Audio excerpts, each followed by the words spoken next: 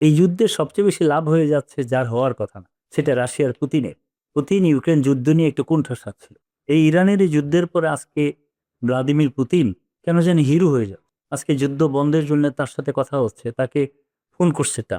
আপনি দেখেন আমেরিকার প্রেসিডেন্ট যদি ফোন করে বলে এই বিষয়টা নিয়ে কি করা উচিত, পৃথিবীর অন্যান্য রাষ্ট্র ফ্রান্স বলেন, ইটালি বলেন, তারাও চেষ্টা করছে। এই যে চেষ্টা করতেছে তারা এটাকে সলভ করার জন্য, এটা তো আর ট্রাম্প আমেরিকা করতে পারছে, আমেরিকা তো সবসময় মুরুলগিরি করতো, ওরাই তো সমাধান করতো, আজকে তো এটা পারতেছে না।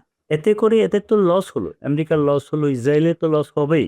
কিন্তু তা পুতিন ছিল কোণঠাসা। এখন পুতিন আজকে জাতিসংঘের বৈঠকের মধ্যেও পুতিন রাশিয়া এবং চীন ডিরেক্ট ইরানের পক্ষ নিয়েছে। সুতরাং এই যুদ্ধের টোটালি লস হচ্ছে আমেরিকা এবং ইসরায়েলের। আর ধ্বংসগতভাবে বোম্বিং করলে তো ক্ষতি হবেই, সেটা ইরানের হচ্ছে, মিডল ইস্টে বাহরাইনে হচ্ছে, সৌদি আরব হচ্ছে, সাইপ্রাসে হচ্ছে, আরো যা আছে, ইসরায়েলে তো হচ্ছে। সুতরাং আমার কাছে মনে হয় এই যুদ্ধে সবচেয়ে ক্ষতিগ্রস্ত হচ্ছে তারা, লাভ হচ্ছে ওনাদের। আর লাভ হচ্ছে কিছু মানুষের যারা অস্ত্র ব্যবসা করে, যারা অস্ত্র বাজারে দিয়ে সেটা করে। আজকেও আপনি মেসেজ এসেছে যে একটা মিসাইল যদি পড়ে, আপনি একটা ওই যে আপনি যদি ধ্বংস করতে চান, আমেরিকা যেই রাডার দিয়ে ওগুলি চুজ করতে, যে ওখানে এটা বোমা পড়তেছে, মিসাইল পড়তেছে, কিংবা ড্রোন দিয়ে হামলা করতেছে, এগুলো ট্রেক করতো। এই ট্রেকার মেশিনগুলো অনেক টাকা দিয়ে বানানো, বিলিয়নকে বিলিয়ন খরচ করে করেছে। জর্দানে রাডারগুলো জর্দানে ছিল, আরব আমিরাতে ছিল, সৌদি আরব ছিল। ইরান কিন্তু প্রথমে এগুলি ধ্বংস করে দিয়েছে। ধ্বংস করে এখন তাদের হাতে সেটাও নাই। এবং খবর এসেছে তাদের সবচেয়ে বড় যুদ্ধ জাহাজ যেটা, এই যুদ্ধ জাহাজটাকেও আজকে যেখানে ছিল এখান থেকে পিছিয়ে সরে যেতে বাধ্য হয়েছে। মানে পরিবেশটা তাদের পক্ষে না। সুতরাং আমার কাছে যেটা মনে হচ্ছে, আজকে এই যুদ্ধের প্রায় 14-15 দিন পার হচ্ছে, এতে করে আসলে লাভ কিছুই হচ্ছে না। লাভটা ক্ষতিগ্রস্ত হচ্ছে মানুষগুলা।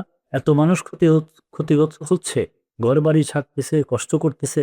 আসলে এটা যদি আলোচনার টেবিলে ফয়সালা হতো, যেটা ট্রাম্প সবচেয়ে বড় ভুল করেছেন, যে আলোচনার টেবিলে থাকা অবস্থায় উনি বোমিং এর নির্দেশটা দিলেন, সেটাতেই অন্যায়টা। এবং দেখেন নতুন নেতৃত্ব যখন ইয়েতে আসছে, খামেনির ছেলে মোর্তবা খামেনি যখন আসলে, ট্রাম্প যেটা গতকালকে বলেছে সে বিজয়ী হয়েছে, সে ধারণা করতেছে যে আমি ইরানের মূল নেতৃত্বকে মেরে ফেলতে পেরেছি, এটাই আমার বিজয়। ওইখানে আরো যারা ছিলেন, প্রতিরক্ষা মন্ত্রী, ইউএসএ প্রেসিডেন্ট সহ অনেক সেনাপ্রধানকে হত্যা করেছে, এই জন্য ভাবছে উনি বিজয়ী হয়েছে। আসলে তো উনার বিজয়টা এই জন্য হয় নাই, উনার মৃত্যুর পরে যিনি এসেছেন তার সন্তান, সে তো অনেক শক্তিশালী হয়ে গেছে। তিনি আসার পরে আপনি দেখেন পরিকল্পিত বা আরো অ্যাটাক হচ্ছে প্রতিটা জায়গাতে, এবং উনি ঘোষণা করেছে 1 ফোঁটা তেলও আসতে দিবে না, এবং আমেরিকার যত ঘাঁটি আছে সমস্ত ঘাঁটি বন্ধ করে দিতে হবে, এবং বন্ধ করেও দিচ্ছে। এবং মিডিল ইস্টের সব কান্ট্রি এখন বলতেছে আমরা এগুলিতে নাই, আমরা আমেরিকার এই দালালি পছন্দ করি না। এটা কেন আসছে? আসছে এই জন্য যে এই যুদ্ধটা সারা মিডল ইস্টে ছড়িয়ে গেছে। এভাবে যদি চলতে থাকে সারা পৃথিবীতে এটা ছড়াবে। কারণ মিডল ইস্টে এমন কিছু জিনিস আছে, যেমন তেল, গ্যাস, এটার উপরে সারা পৃথিবীর অনেক দেশ ডিপেন্ড করে। যেমন আমরা বাংলাদেশ, আমরা এটার উপর ডিপেন্ড করি।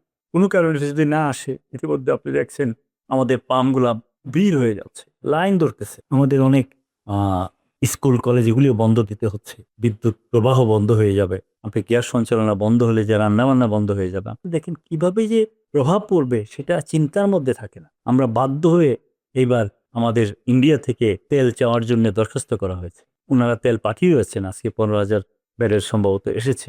আপনি দেখেন এখনই যদি এই অবস্থা হয়, তাহলে আর কিছুদিন পরে এটা কি হবে? সুতরাং আমার কাছে মনে হচ্ছে আপনি যে প্রশ্ন করেছেন, লাভ আসলে বেসিক্যালি কারো হয় না। এরপরেও যদি লাভের হিসাব করে, সেটা আমেরিকারও হয় না, ইসরায়েলের হয়েছে, রাশিয়া হয়েছে, চীনের, এমন কিছু কান্ট্রি।